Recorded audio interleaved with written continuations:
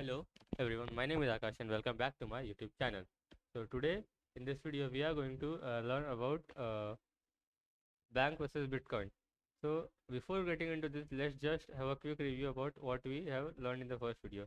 So this is the second video of our first module. I have already uploaded the first video of the first module in which we have discussed about the what is Bitcoin, the history of Bitcoin, and the cypherpunk movement. I'll be giving the link of that video in the description so you can check out if you have not seen the first video. Okay, so let's get started. So now we know that we are going to discuss bank versus Bitcoin. So in simple words, we can say that bank is a centralized entity while Bitcoin is a decentralized entity. So now what does that mean? So centralized entity means the thing on which we are dependent, and that entity has authority. Suppose, like, let's suppose you are using Google. So we are uploading a photo on Google Drive. So we know that we have uploaded the photo on Google Drive. On you also know that the company's authority is with Google. So if they want, they can leak that data if they want, but they won't. Okay.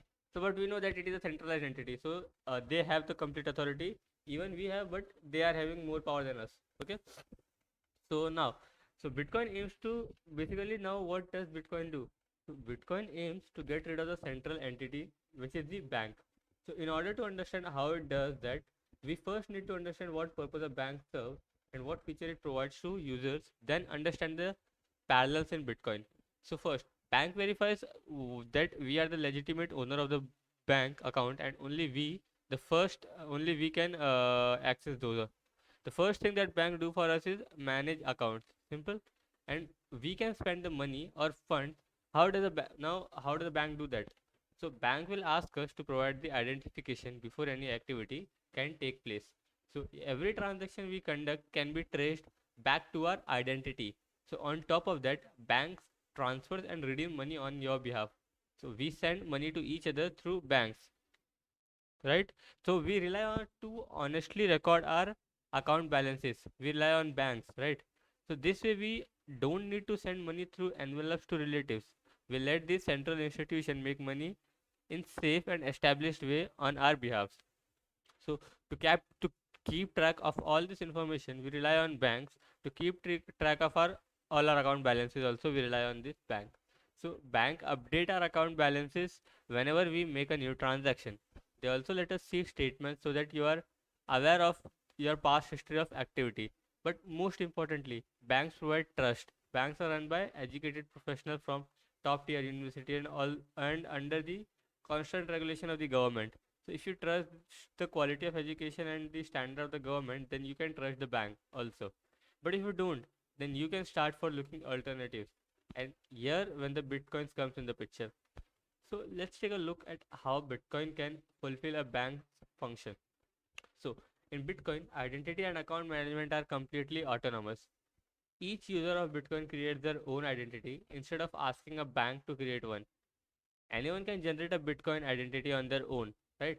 This identity is disconnected from their real world identity, providing a high degree of privacy. On top of that, transactions are also peer to peer. Instead of talking to a bank which will talk to another bank, which will eventually talk to the recipient of some money, we can make transaction directly, can be made without with between with our peers and confidential that they are confirmed with the rest of the network. Okay. So therefore in Bitcoin, users can send funds to each other directly, knowing that their funds transactions will be validated by the entire network without the presence of trusted third party to store all the information. Each Bitcoin user gets to possess their individual copy of the ledger. So this decentralized approach of record keeping ensures the integrity of data despite the presence of faulty nodes who might record the information dishonestly. The decentralized nature of Bitcoin also prevents the risk of single point of failure. So in the event that a particular node is hacked in Bitcoin, because everyone is a record keeper here, so the rest of the network can still ensure the integrity and transaction records and keeps it running. But finally, there is a still need for trust in Bitcoin. Instead of trusting people in suits, we trust maths and logic here. We trust that Bitcoin protocol is correct, allowing us not to trust the users and still have certainty the transactions are being validated correctly. So we trust in the incentive alignment and publicly verifiable temper evident ledger instead of our fellow users. All of these pieces together make Bitcoin the technological revolution that kicked off the cryptocurrency movement.